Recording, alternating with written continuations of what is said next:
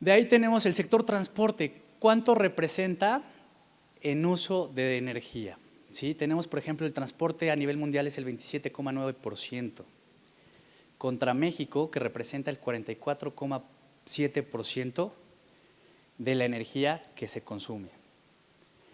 ¿Cuál es la realidad de México? Es un país muy grande, con una densidad territorial extensa, con una orografía bastante complicada, lo que hace que tengamos pocas vías ferroviarias y muchos sistemas de transporte a través de camiones, y empezamos a hablar de diésel, hablamos de gas natural, de todo lo que tenemos que hacer como país para poder mover nuestro comercio y poder movernos como cualquier mortal, ¿no? Que al final te mueves de la casa al trabajo, del trabajo a la oficina, en fin.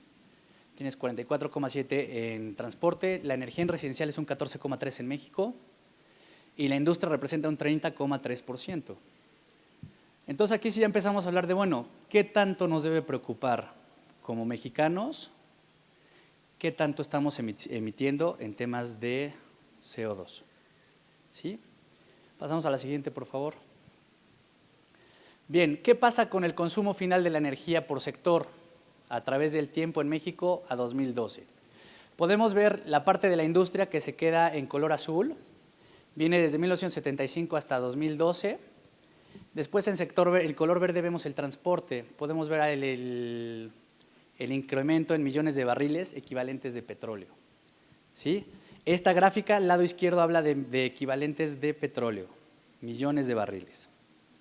Y de ahí tenemos la parte residencial en café, luego la comercial en una especie de rosa que se ve aquí en esta presentación, y al final en otros pues podemos ver el crecimiento. Si se dan cuenta, consumimos muchísimo en la parte de barriles de petróleo. Yo digo, aquí estamos justo hablando de todo esto. Pues siguiente diapositiva, por favor. Bien, tipo de combustibles que utilizamos en nuestro país. El primero es gas licuado. Luego tenemos gasolinas y naftas, diésel, gas seco, querosenos, combustóleo y electricidad. Entonces, ¿qué es lo que pasa? Que, por ejemplo, el sector ferroviario, el 99% que utiliza es, esa la tenemos, los colores se nos pierden un poco ahí, pero se maneja principalmente con diésel. Igual marítimo tenemos diésel, combustóleos y, por ejemplo, en el aéreo utilizamos gas licuado. Y obviamente todo lo que se mueva con electricidad pues sería 100% eléctrico, excepto los vehículos híbridos enchufables y los híbridos normales, de los cuales vamos a hablar más adelante. Siguiente diapositiva, por favor. Bien, en la medida en la que aumenta el ingreso de la población, esta gráfica es muy interesante porque en más de una exposición, en más de un evento que hemos tenido, alguien levanta la mano y dice, ¿por qué al gobierno le preocupa incentivar cargadores para coches que son bastante caros en lugar de incentivar otro tipo de acciones? ¿Sí? Lo que esta gráfica nos demuestra es que mientras mayor ingresos tiene un país, es más probable que la gente opte por comprarse un vehículo. ¿Por qué? Porque lo más valioso que tenemos como seres humanos es el tiempo, es lo más valioso que hay. ¿Por qué? Porque nos vamos a morir muy pronto. ¿Cuándo? ¿Quién sabe? Por lo cual, si tengo entre moverme caminando o en bicicleta, seguro escogeré la bicicleta. Y si puedo escoger entre una bicicleta y un coche, seguro escojo el coche. Y si tengo la opción de un helicóptero o un avión, seguro la escogeré. ¿Por qué? Porque a medida que tenemos más ingresos, podemos ir optando por mayor motorización, lo que nos lleva a que al final, mientras más ingreso hay, más coches hay. Eso no se va a evitar. Entonces tenemos que atender esa necesidad que tenemos a nivel mundial. Siguiente, por favor. ¿De qué estamos hablando? ¿Qué tenemos que cambiar? ¿Qué tenemos que hacer para poder hablar de movilidad eléctrica? Primero tenemos que entender que es un problema sistémico donde tenemos que atender dos elementos importantes, ¿sí? Para hablar de electromovilidad tenemos que entender los elementos estructurales y los elementos funcionales, ¿sí? ¿Qué tanto tenemos que hacer de cambios en infraestructura y cambios de tecnologías? ¿Sí? Hace rato escuchaba la broma de un gasolinero que decía, nosotros no podemos tener un coche eléctrico, ¿cómo crees? Vendemos gasolina, ¿no? Y la realidad es que, bueno, pues también tiene que ver con cambios de paradigmas, con temas de economías del comportamiento y con los ciudadanos. Al final, cuando cambias de paradigma, dices, a lo mejor no me voy a desviar a una gasolinera, pero sí voy a cargar en mi casa mientras estoy durmiendo. O a lo mejor estoy entre dos puntos bastante lejanos y voy a tener que parar en una carretera. Entonces sí, el punto ideal sería una gasolinera, ¿no? Donde dices, aquí sí vale la pena poner una gasolinera. Siguiente diapositiva, por favor. Ahora, ¿qué pasa con toda la parte sustentable y el impacto al medio ambiente? Aquí podemos ver las emisiones de CO2 por vehículo. A veces nos dicen, oye, es que los coches eléctricos cuando los fabrican y cuando los desechan, contaminan mucho.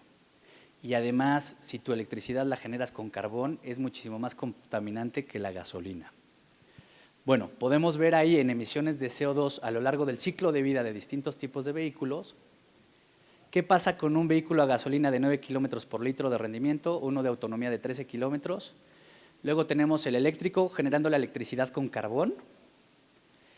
Luego sigue la del eléctrico a gas natural con ciclo combinado y la del eléctrico con solar fotovoltaica. Si se dan cuenta, sí contamina. Mentira que un coche que se mueva con energía del sol no contamine.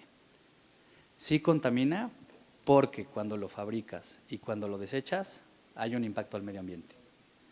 Pero aquí es donde tenemos que decidir qué impacto queremos hacer. ¿Sí? Un impacto de un vehículo de 9 kilómetros por litro de autonomía que te genera 351 toneladas de CO2 por kilómetro,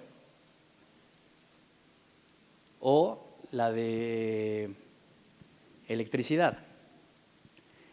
Siguiente diapositiva, por favor.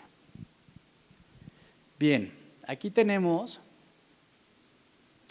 mientras más limpios sean los combustibles, podremos disminuir más las emisiones de CO2. Aquí tenemos la mezcla de energía de la Comisión Federal de Electricidad, donde las fuentes cada vez han sido menos contaminantes. ¿Sí? Y con la reforma actual lo que se pretende justo es que se despache la energía de menor costo y al mismo tiempo ir convirtiendo cada vez más plantas para poder entregar energía más limpia.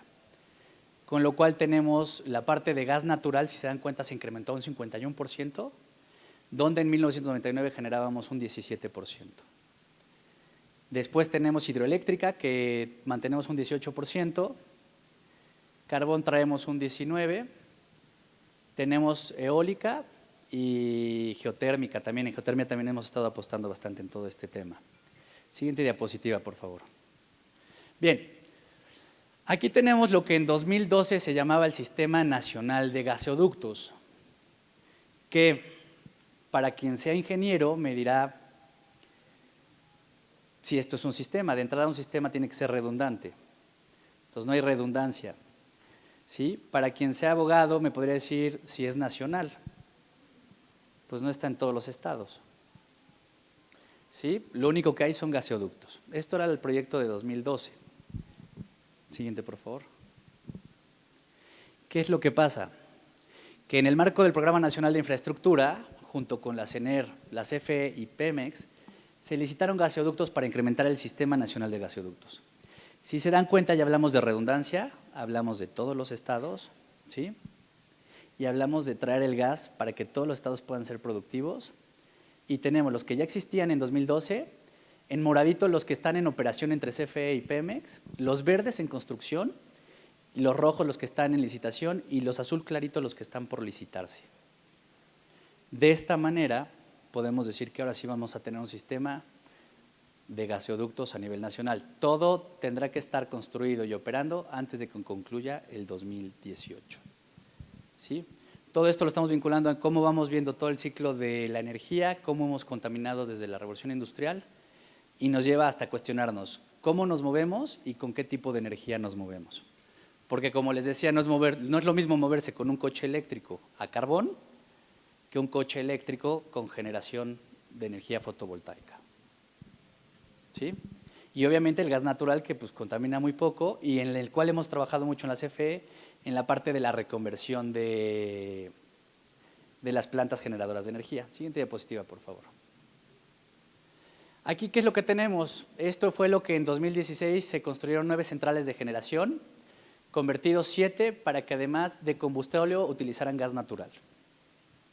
¿Sí? En total representaron 10.800 megawatts y una inversión mayor a 6.400.000 millones de dólares. ¿Qué tenemos otra vez? Las verdes son las que se convirtieron, las rojas las que están en conversión y las nuevas en azul. Y ahí tenemos los megawatts, que al final tienes, las convertidas son 3.238 megawatts, en conversión 1.320 megawatts adicionales y las nuevas 6.200, lo que nos da un total de 10.750 megawatts. Siguiente, por favor. Bien, de acuerdo al Centro Mario Molina, se redujeron emisiones de CO2 en un 45%. Se estima que la CFE llega a reducir emisiones en un 90%. Esto es de 2012 a 2018, donde podemos ver cómo antes utilizábamos carbón, diésel y coque, combustóleo y en verde el gas. Vemos el incremento de gas natural y la reducción en el consumo de carbón y diésel. Siguiente, por favor. ¿Qué es esto? Esto es una fotografía que tomó el anterior director de Comisión Federal de Electricidad en una visita que hizo a una central convertida. Y justo lo que compara es la fotografía que ven a su mano izquierda, es una central antes de convertirse. Y la segunda fotografía del lado derecho es cuando dice, esta es una central que está funcionando, ya convertida a gas natural. Visualmente ya podemos ver qué es lo que implica la conversión de centrales de energía eléctrica en nuestro país. Siguiente, por favor.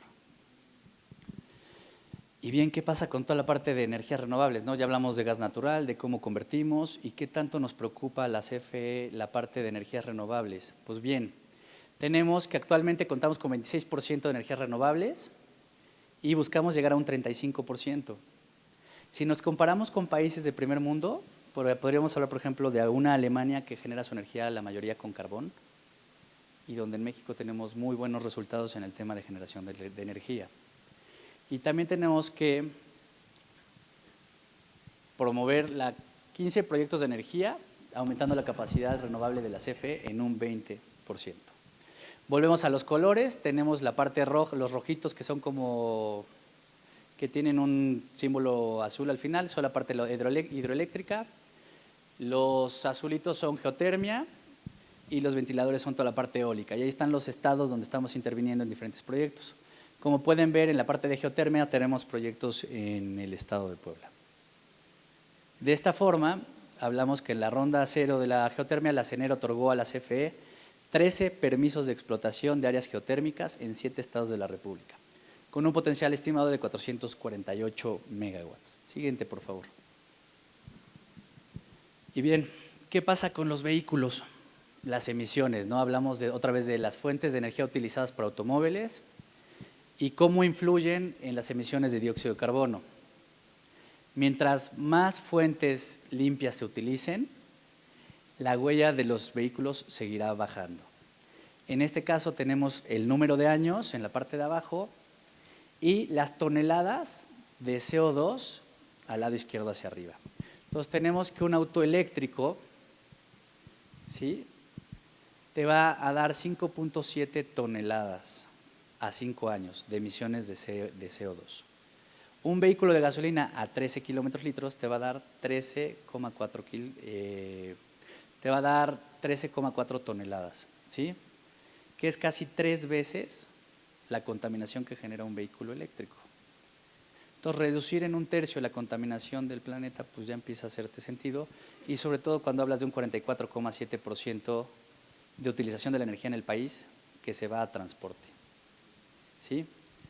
En el mundo hay autobuses, hay camiones, incluso camiones de los que se utilizan para minas, ya hay camiones de esos que son 100% eléctricos. Entonces ya no hay un límite para decir es que nos falta todavía llegar ahí, ya estamos ahí. ¿Sí? Cuando hablamos de coches eléctricos, el mayor ejemplo que tengo es, ¿quién de ustedes recuerda las Ladatel? ¿Se acuerdan de las Ladatel? ¿Sí?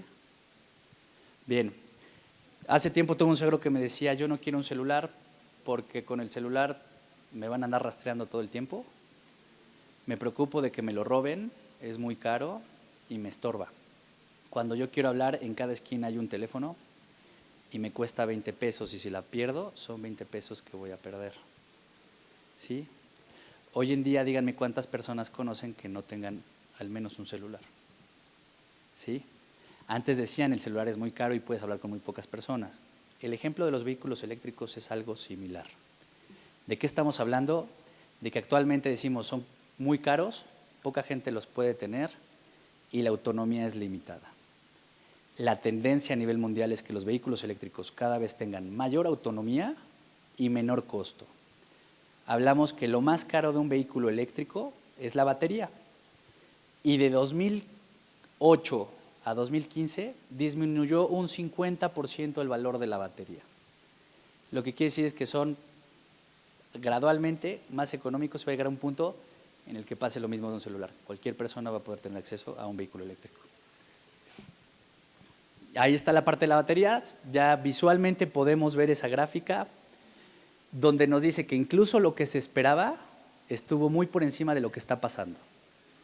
El precio en dólares por kilowatt hora de batería, ¿sí? Y en el tiempo, si se dan cuenta, la rayita es 2016, ¿qué es lo que estamos viendo? Que va a seguir disminuyendo el precio de las baterías hasta llegar a un punto en el que los vehículos eléctricos van a costar lo mismo que un vehículo de combustión interna. Siguiente, por favor. Y bien, ¿qué es lo que pasa con los costos de operación por kilómetro? El 80% del precio de la electricidad depende del tipo de combustible que se utiliza para generarla. Los cambios de precio influyen en las políticas de movilidad eléctrica. En promedio, un kilómetro recorrido de energía eléctrica es entre un 40 y un 70% más barato que un kilómetro con gasolina. 40 a 70% más barato que la gasolina.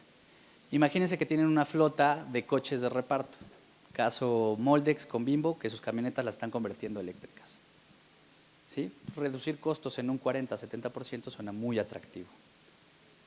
¿Sí? Entonces, aquí lo que estamos viendo son los costos de operación de un vehículo de gasolina eficiente. La parte verde es el mantenimiento, la parte roja es la gasolina o electricidad que se gastaría. Y luego la parte gris es tenencia, verificación, los costos son de la Ciudad de México. Entonces ahí vemos cuánto nos cuesta tener un coche por kilómetro. Un coche de gasolina me cuesta 3.98 contra un eléctrico 1.18. Otra vez estamos reduciendo un tercio, igual que la contaminación. Siguiente, por favor. Y ahora hablamos de los cargadores. Me van a decir, oye, ¿y cómo se cargan los coches eléctricos? Los coches eléctricos tienen 3 niveles para cargarse, nivel 1, nivel 2 y nivel 3, así se llaman. El nivel 1 funciona para algo que tiene cualquier conductor de un vehículo eléctrico, que se llama ansiedad de rango. La ansiedad de rango, yo creo que a cualquiera nos puede surgir esa pregunta. A mí cuando me empezaron a hablar de coches eléctricos fue lo primero que pensé, es ¿qué pasa si me quedo sin batería? Porque al final gasolineras hay en todo el país, pero ¿dónde se cargan estas cosas, no? ¿Dónde lo voy a cargar? ¿Cómo lo voy a cargar? Y si me quedo sin pila, ¿qué hago? Imagínense que van en la carretera de esas peligrosas y te quedas sin pila. Pues no es que vayas a la gasolinera a cargar un poquito de luz, deme 10 pesos de luz y te lo llevas a tu envase de Coca-Cola, pues no. ¿No? Entonces lo que hace directamente en los coches incorporan un cargador nivel 1, que es muy similar al cargador de su laptop. Es un cargador con una cajita y va en la cajuela de los coches. Eso es para disminuir la ansiedad de rango que tienen los conductores. ¿Qué es lo que hacen? Es donde sea, tú vas a poder pararte y en un changarro o donde te encuentres, le vas a decir, así como con tu celular, me deja cargar mi coche un ratito y puedes enchufar tu coche donde sea. La realidad es que trabajan a 110, que es como un enchufe normal, y te tardarías 18 horas en cargar tu coche. Entonces te quiero ver en medio de la carretera 18 horas esperando a que cargue. No es buena idea. Entonces hablamos de los cargadores nivel 2, que hablamos del medio de la pirámide, que es nivel 2, de 2.5 a 4 horas vamos a hablar ahorita. Ahí tiene un rango más amplio, pero de 2.5 a 4 horas, entonces hablamos que ¿Cuándo lo vas a cargar? ¿Cuando estás en tu casa durmiendo o cuando estás trabajando en tu oficina? ¿Sí? ¿Qué es lo más importante de lo que estamos viendo en este momento y de esta ponencia? Que estamos frente a al futuro el día de hoy. Vas a cargar tu coche mientras estás durmiendo y vas a hacer que la energía que se desperdicia mientras tú duermes se inyecte a tu vehículo, lo cual beneficia a todas las utilities del mundo, porque la energía que estábamos tirando ahora la va a consumir tu coche. Y más adelante vas a generar energía con el panel solar de tu casa, la vas a meter a tu coche y después, si necesitas energía, se la vas a pedir a tu coche para utilizarla en la licuadora de tu casa. Entonces ya estamos hablando de generación distribuida, que eso nos va a llevar a otro tipo de consumo de energías. ¿Sí? El caso es que aquí de 4 a 8 horas tienes un cargador nivel 2, trabaja a 220, se recomienda para centros comerciales, restaurantes, y lo que haces es atraer un tipo de clientes que tiene poder adquisitivo para poder llegar a consumir mientras su coche se está cargando. ¿Sí? Entonces, ¿qué es lo que pasa? Pues que tienes un cliente cautivo bastante tiempo para que pueda consumir en tus establecimientos. Y luego hablamos de los cargadores nivel 3. Los cargadores nivel 3 son como el que tenemos en exhibición en el stand de la CFE, junto a un coche eléctrico. Esos cargadores eléctricos tardan entre 15 y 20 minutos en cargar al 80% tu vehículo. Entonces, estamos hablando de que en una autopista no quieres quedarte 2 horas esperando a que se cargue tu coche. Entonces vas a utilizar uno de estos cargadores. Trabajan a 440 y entregan 50 kWh. Ya son unos refrigeradores grandes, parecen dispensarios pequeños de gasolina. Y es lo que se propone para gasolineras en general. Es tiempos cortos de carga y empiezas a tener un tipo de cliente que actualmente es un cliente premium, que tiene suficiente poder adquisitivo para poder gastar en muchas cosas. Siguiente diapositiva. Bien, ¿qué es lo que está ofreciendo la CFE? Les dije ahorita que tú puedes cargar en tu casa. Cuando les digo tú puedes cargar en tu casa, lo que hacemos es, pues llegas, pones un cargador nivel 2, que trabaja a 220, que es como conectar una Karcher, y vas a conectar tu coche ahí. La realidad es que si tú no pones un medidor adicional, te vas a ir a hacer un consumidor, se llama usuario doméstico de alto consumo. Y lo que hace es que tu recibo, en lugar de pagar tus 400 pesos o tus 800 pesos, vas a terminar pagando tus 4,345 pesos. ¿Qué es lo que te ofrece la Comisión Federal de Electricidad? Ponemos un medidor adicional y además ese medidor adicional está en una tarifa plana, que es nivel 2. Lo que va a suceder es que vas a seguir pagando tus 825 pesos que siempre pagabas de tu recibo de luz y además vas a pagar por el consumo de tu coche tus 2,331 pesos. ¿Qué quiere decir? Que al final la CFE te está regalando ese medidor adicional para que gastes lo menos posible en tu vehículo. Aquí estamos hablando en los supuestos de un consumo donde son 375 kWh y donde tienes la electricidad facturada a tarifa 1 y en el caso del vehículo la electricidad facturada a tarifa 2. Tendrías 2 medidores en tu casa. Siguiente, por favor. Y bien, ¿qué es lo que estamos viendo aquí? ¿Cómo está el mundo en cuanto a densidad de electrolineras por país? Si se dan cuenta, México tiene un color verdecito no tan fuerte, sin embargo estamos siguiendo las mejores prácticas a nivel mundial. Hemos estado trabajando muy cercanos con España, con el Reino Unido, con Estados Unidos y con Noruega, justo en desarrollar modelos y programas donde la CFE puede intervenir para hacer una red de carga a nivel nacional. De hecho, al día de hoy tenemos un fondo justo donde vamos a ampliar la red de carga con 100 cargadores más, junto con la industria automotriz y el sector privado. Siguiente, por favor. Y bien, la densidad de electrolineras en el país por entidad federativa. Ahí podemos ver los colores. Monterrey tiene bastante densidad, Aguascalientes también, el Distrito Federal. Ahí está Guadalajara, luego Puebla, que tiene menos densidad de electrolineras. Y podemos ir viendo cómo va el desarrollo de toda la electromovilidad en el país. Y como les comentaba, junto con la industria automotriz, la intención es que podamos recorrer el país de punta a punta con un vehículo eléctrico. Siguiente, por favor. y la densidad de vehículos eléctricos e híbridos en el país por entidad federativa. Podemos ver cómo se habla, cuántos coches eléctricos hay, con cuántos cargadores tenemos. Todos estos datos siempre los trabajamos en conjunto con la Asociación Mexicana de la Industria Automotriz y la CFE, que somos los más involucrados, junto con las automotrices que están ahí involucradas en todo este proyecto.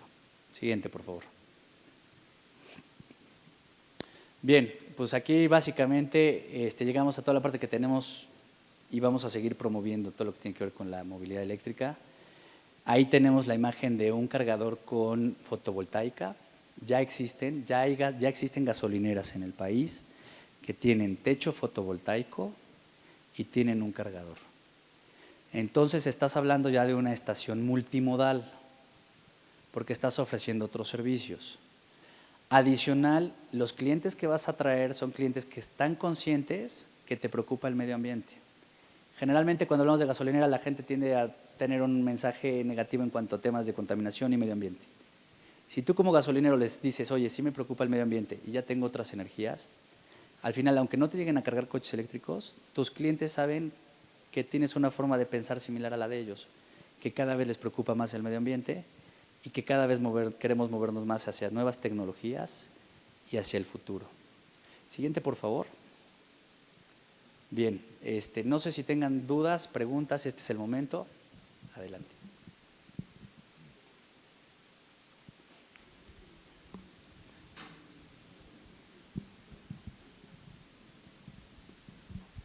Hola. Bueno, yo tengo varias preguntas. Una, ahí vimos un dispensador eléctrico con paneles solares de la CFE. Nos dices que ya hay instalados en México paneles de esos. También ahorita pregunté en el stand de CFE y el dispensario, que es de tercera generación, sale en $335,000. ¿No? Bueno, ok. ¿Cómo es el esquema comercial? O sea, ¿cómo está el negocio? Yo entiendo que estas tecnologías, como son nuevas, son caras al principio y se van abaratando. Pero ¿cómo es el esquema comercial para que uno de nosotros, que somos empresarios gasolineros, pongamos un dispensario de esos? ¿Cuánto costaría? ¿Y dónde está la ganancia? Esa sería mi… Y yo sé que al principio no hay mucha ganancia, pero también sé que la CFE está promoviendo el uso de energías y tiene programas como FIDE que nos ayudan a adoptar nuevas energías. Entonces, por ahí va mis preguntas. Claro. Bien, la primera que te contesto es, los cargadores van desde los 36,000 pesos a los 30,000, 40,000 dólares. Y siguen bajando de precios. Yo te digo que hace 2 años los precios de los cargadores eran de 60,000 dólares, un Terra 53J, que es el que tienen en exhibición, y el día de hoy cuesta 30,000. O sea, se cayó el precio a la mitad. Entonces, 60,000 contra 30,000, sí hay una diferencia abismal en 2 años. Y te digo que hay cargadores desde los 36,000 pesos. Ahora me dices, oye, yo quiero un coche eléctrico, las automotrices te están regalando el cargador con tu coche.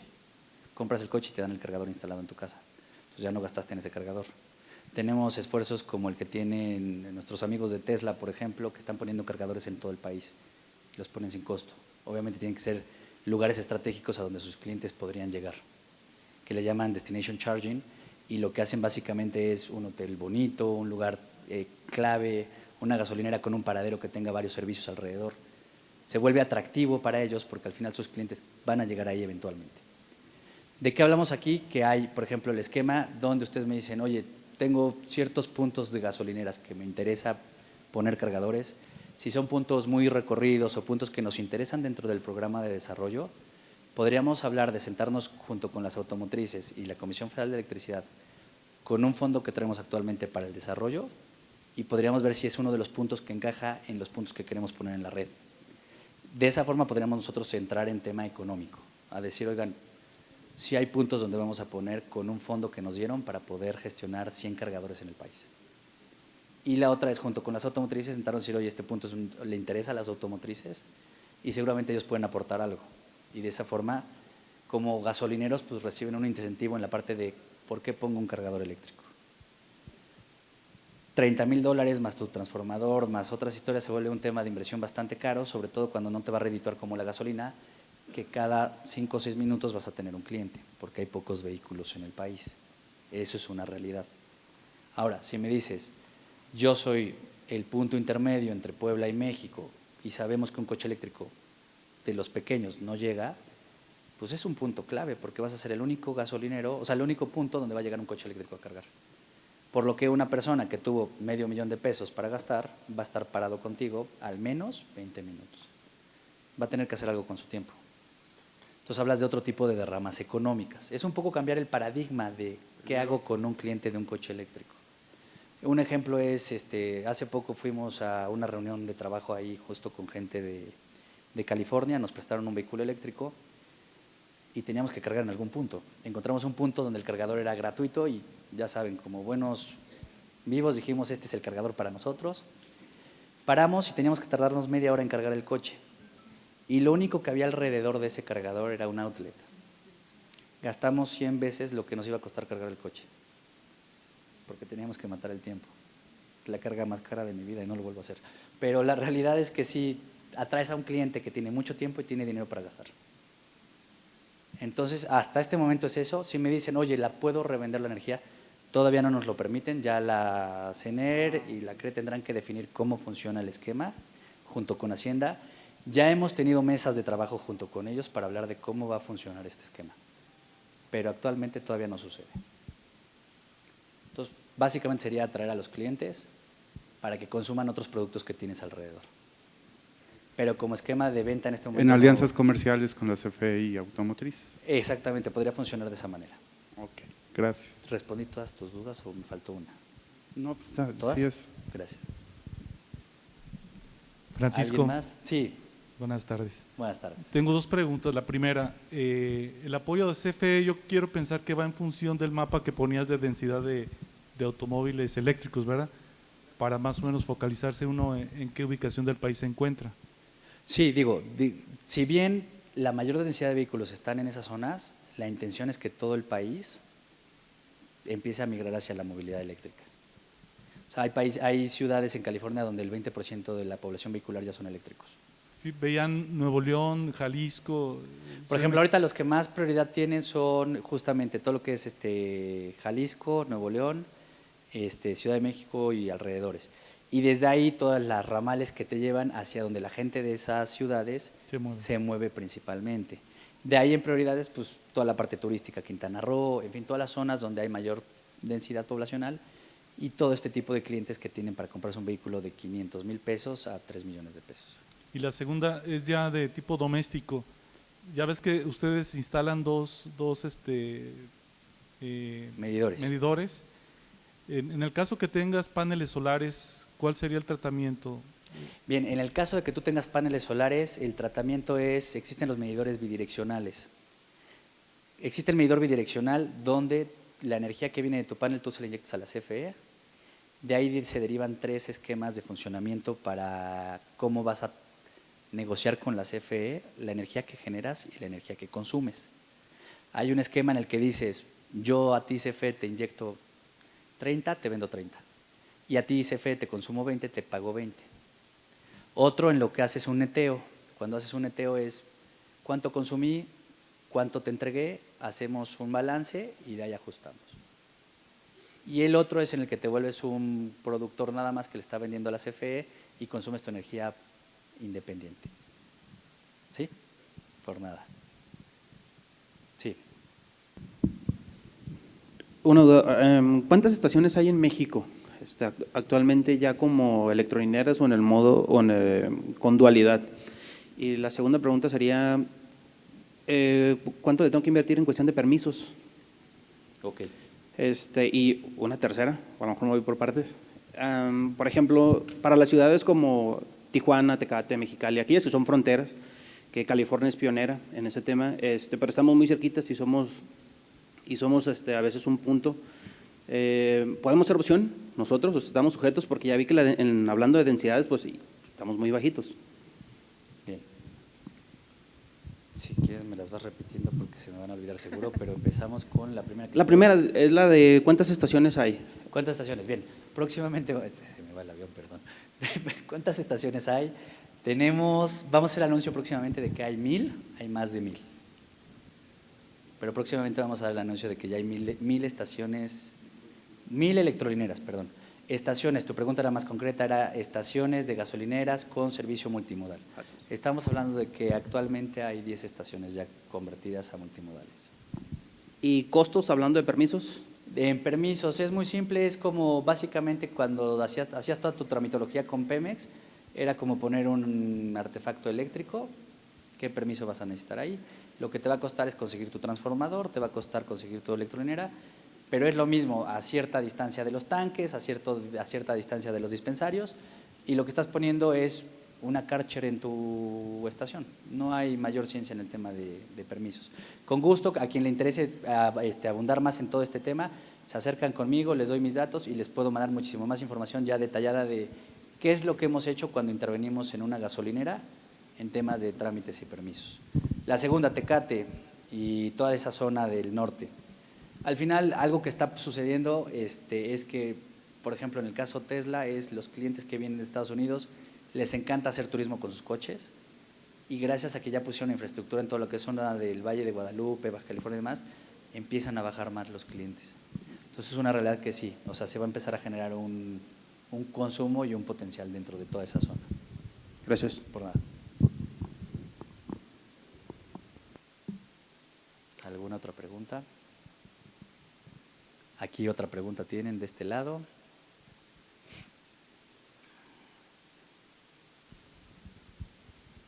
Pobre Zapata. ¿Tienen a ustedes algún pronóstico en 10, 20 años cuál va a ser la cantidad de autos eléctricos que vamos a atender en México? La cantidad. ¿O un pronóstico que tengan de que el 5% de los autos serán eléctricos en 10 años? A 10 años el pronóstico que tenemos es entre 5 y 8% más o menos de la tasa vehicular. Exactamente. De hecho, podemos ver el interés que existe en los vehículos eléctricos, donde durante estos 2 años prácticamente eran 3 marcas las que lideraban el tema de movilidad eléctrica, que eran Tesla, BMW y Nissan.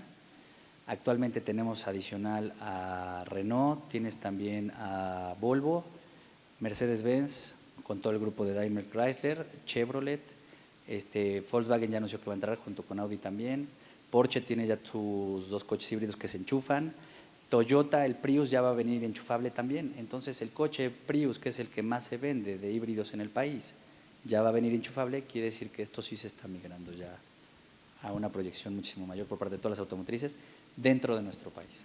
O sea, sí estamos afectando al mercado. Ok, gracias. Bueno.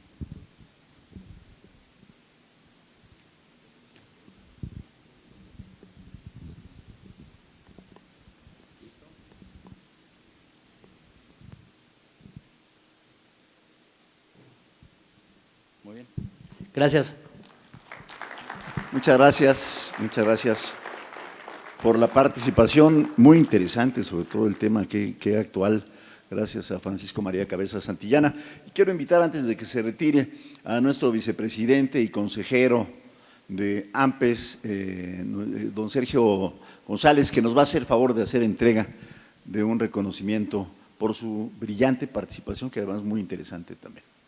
Adelante, señor.